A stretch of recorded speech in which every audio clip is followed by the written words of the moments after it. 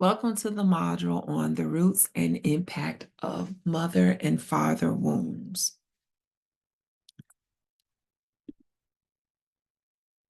The mother wound is often the result of generational trauma, emotional immaturity, and societal pressure on women to give endlessly, while rarely being poured into themselves.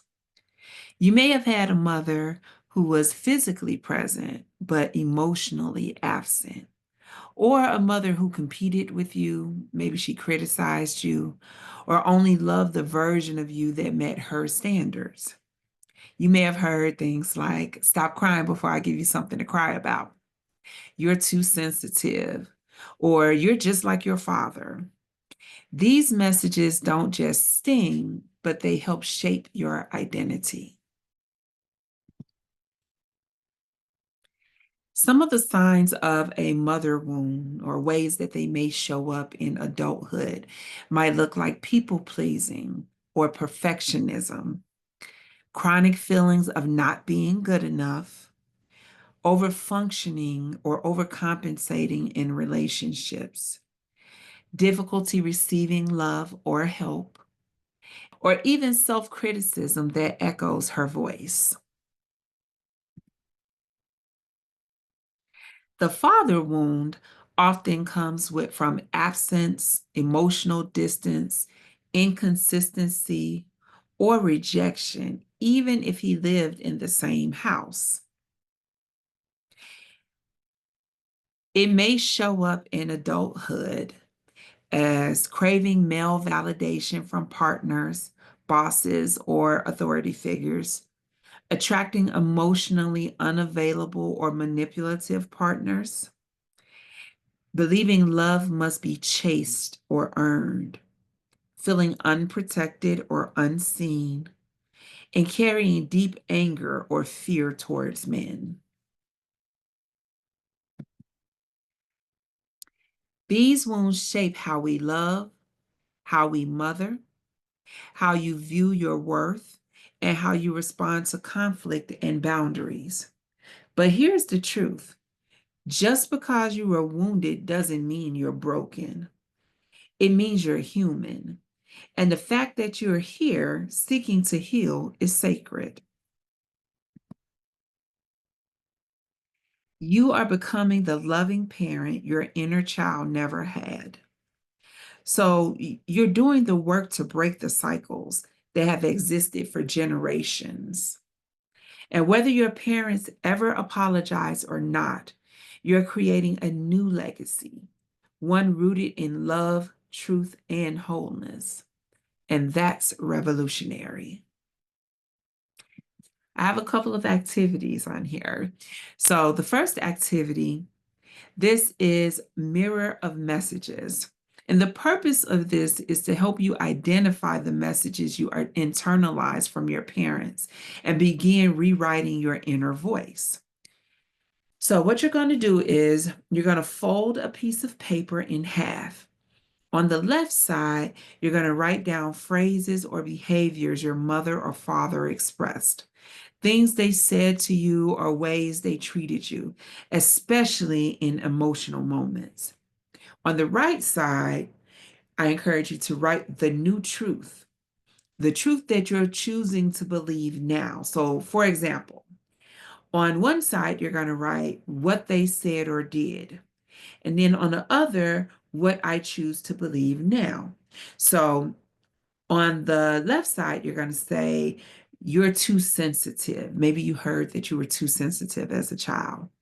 And then under the section of what I choose to believe now, you can write, "My sensitivity is a gift and a superpower." On the left side, with what they said or did, you can write something like, "Silent when I cried." Maybe you had to be silent when you cried. And then on the area of what you choose to believe now, "My emotions deserve to be acknowledged and soothed." All right. And the reason that this works is that it creates what's called cognitive dissonance. And it's allowing you to notice and replace unconscious programming. It also strengthens your inner voice with affirmations rooted in truth and self-love. And here's a journal prompt for you on facing mother wounds. What version of me did my mother love? And what parts of me did she seem to reject? Another prompt is, what unspoken rules or beliefs did I inherit from her that no longer serve me? When did I feel the most emotionally abandoned or criticized by my mother? How did I learn to shrink, silence, or edit myself to earn her approval? And then what kind of mother do I now choose to be to myself, to my children, or others that I might nurture? Here's a few prompts for facing the father wound. What did I most long to hear from my father that I never received? How did his presence or absence affect my sense of worth and safety? What patterns have I repeated in relationships that mirror my dynamic with my father? And then when did I feel most unseen, unprotected, or dismissed by him? What boundaries or standards do I now set to protect the little girl within me?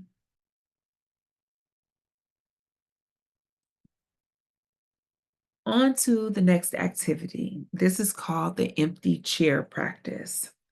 And the purpose of this is to express repressed emotions, so grief, anger, longing, forgiveness toward a parent in a way that supports emotional release and clarity. So you're going to sit in a quiet space and place an empty chair across from you. Imagine your mother or father sitting in that chair. Speak aloud to them. Say everything you wanted to say but never could. You might say something along the lines of, I needed you to see me, or you hurt me when you chose not to protect me. I forgive you, not for you, but so I can be free. And the reason why this works is that this process allows for emotional integration and the release of unspoken pain without confrontation or re traumatization. It honors both your boundaries and your need for expressing those emotions.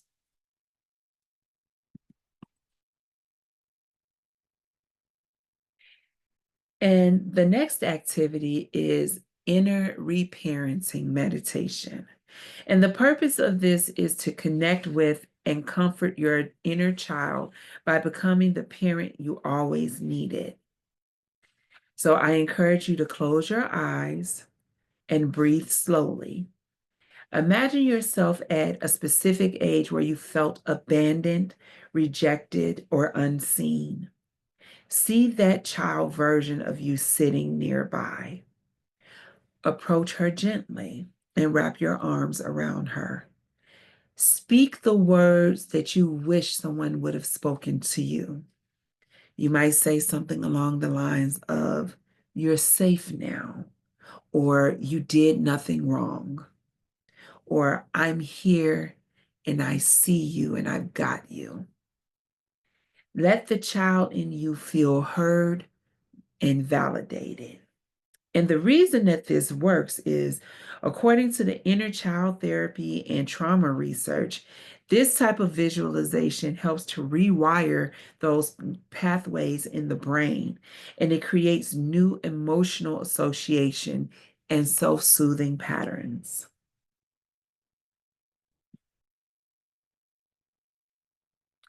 And then here's a few daily healing affirmations. I encourage you to say these affirmations out loud. I am safe, seen, and supported. I mother myself with love, patience, and grace. I no longer chase love. I attract it by being whole. I release patterns that were never mine to carry. I am worthy of emotional safety, affection, and peace. And I choose to break the cycle and create a new legacy. The truth is that you may never get an apology. You may never get the version of your mother or father that you hoped for. But healing is not about them. It's about you remembering that you were always worthy. And now you're reparenting. You're parenting that part of you that was left behind. You're becoming the protector, the nurturer, and the guide your inner child has always deserved. This is sacred work. And the fact that you're doing it, that's what's revolutionary.